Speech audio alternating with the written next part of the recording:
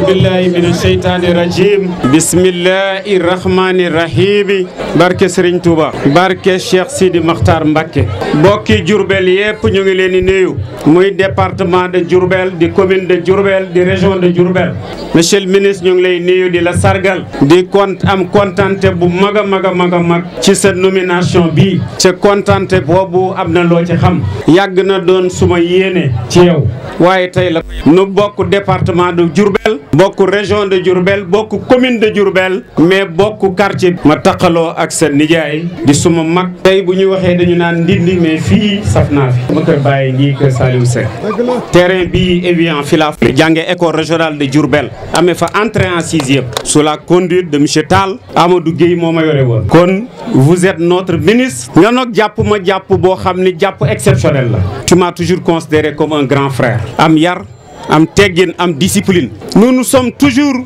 estimés réciproquement. Vous faites partie des premiers compagnons du président Macky Sall. C'est pourquoi dès son accession à la magistrature suprême, je fais partie de ceux qui pensaient que tu allais faire partie du premier gouvernement. Mais tey la ko yàlla dogal bi nga demee Dakar dem dikk def say preuve jóge fa ñu nommé le président du conseil d'administration de l'OFOR.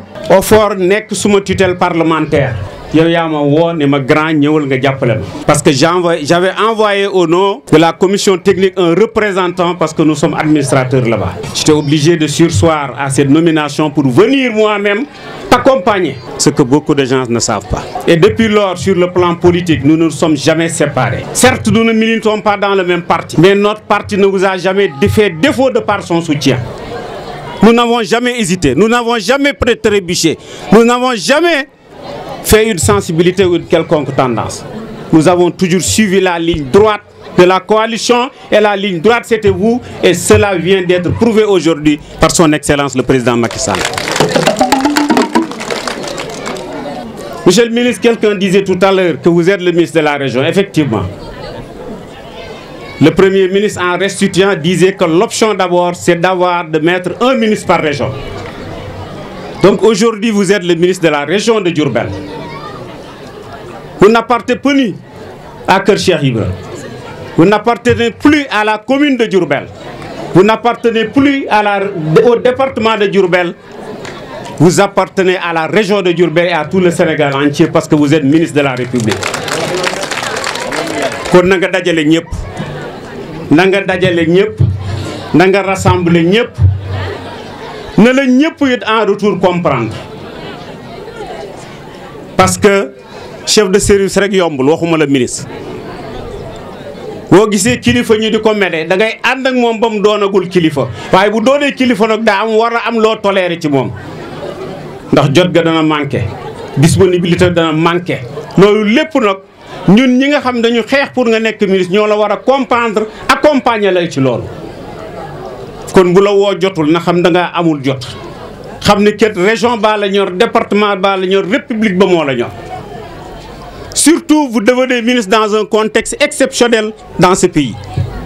Le président aujourd'hui a entrepris des réformes bu ne fast track loolu rapidité la dans les procédures dans les programmes et dans les interventions. Nous n'avons plus de temps à perdre donc amatul nelaw amatul yéex-yéexal lépp dañ koy accélérer.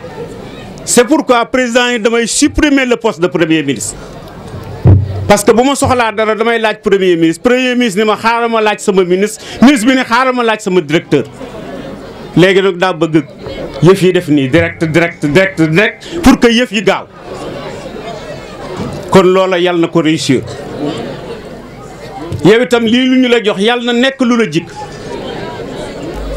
yàlla na nekk buntu boo xam ni ce sera l'ouverture d'une série de promotions ca biir nekk bi ci gën a tuuti. Vous êtes arrivé au gouvernement dans l'histoire politique du département de Diourbel le plus jeune ministre amul benn ministre bu ñu mës a fal Diourbel boo am say at mais nag mérité nga ko am nga compétence yi am nga dal yi te ku ma xam ku ne xam ne man du ma waxantu. kon su ma ko waxee gëm naa ko man de je te marque toute ma disponibilité à t'accompagner dinañ la accompagner moo tax Abdou Diagne daf ma sas parce que c'est lui le président de l'association des maires du département. Il a tout fait pour bañ wax. Donc au nom de ces maires du département de Diourbel, au nom des députés du département de Diourbel, au nom du Parti socialiste et de la coalition Benno Bokk Yaakaar, monsieur le ministre, yal na la li jik, yal na ko réussir, danañu la accompagner, danañu la gunge, danañu la jàppale. Kon nag loolu la ñu waxoon dañ leen ko wax. Toujours, je l'ai dit tout à l'heure, dans la série des réformes, vous avez vu que poste de premier ministre, bu ñu ko supprimer pour yëf yi gën a gaaw, mais c'est également une autre façon de prôner davantage et de renforcer la séparation des pouvoirs. Comme disait Montesquieu, le pouvoir exécutif, le pouvoir législatif et le pouvoir judiciaire. Parce que quand le poste de premier ministre est supprimé, le président n'aura plus la prérogative de dissoudre l'Assemblée nationale. Elle devient souveraine, et entièrement souveraine, totalement souveraine.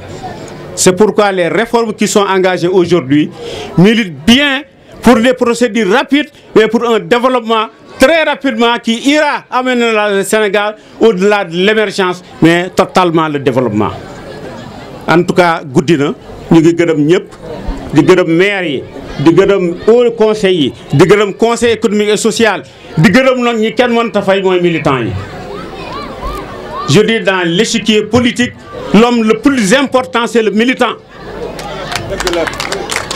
Parce que du yeddal, du fanaanal, mu ngi xuloo, mu ngi xeex, mu ngi def lu ne, ca lu ci bari bu nuyoo responsable mu ni ko noosant. Mais mu bëgg ci xolam topp. Ñooñu kenn amul seen fay, kon militant yi ñu ngi leen nuyu bu baax. Di nuyu également monsieur le maire, mon collègue, député maire de Diourbel, qui est un jeune député, mais qui est en train de faire un excellent travail. Jeune député par rapport à moi, évidemment, parce que moi je suis entré à l'Assemblée nationale en 98. Beaucoup étaient encore jeunes ici.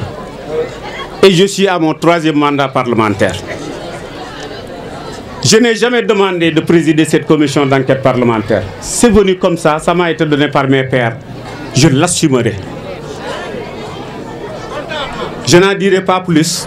Nous travaillerons dans la plus grande efficacité, dans l'efficience et dans la plus grande discrétion, pour que les espoirs qui sont placés en nous ne seront pas vains. Kon boog yéen waa Kër Cheikh, yéen waa Diourbel, yéen waa région bi, ñu ngi leen di nuyu. Dame, que le bon vent vous accompagne, nous sommes derrière toi. Allahumma salli ala sayyidina Muhammadin wa sallim.